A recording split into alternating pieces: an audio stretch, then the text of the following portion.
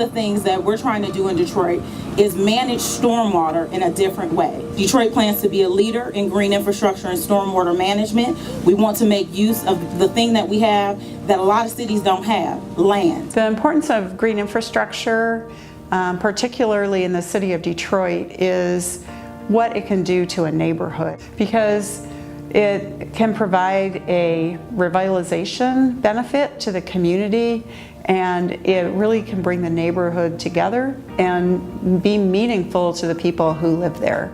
And now today we're announcing $1 million investment in the park in this neighborhood. When you have bioretention areas that go in that look a little bit more manicured, that look more like gardens, they require more work.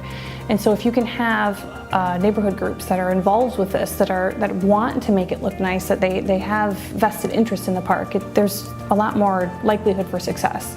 I want to do everything in my power by living in this neighborhood to make sure that this park here be dedicated to her family, to let them know their mom didn't just die in vain, that she will always be living in this park right here. And we want that to be the most beautiful thing that they can receive from their mom death.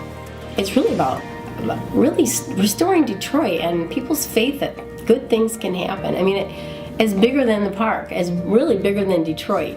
So this park will be more than just a playscape. There will be 3 bioretention areas in this park. So it's a really smart and innovative idea that's new to the city of Detroit, and I'm glad to hear that they're going to incorporate that throughout the city.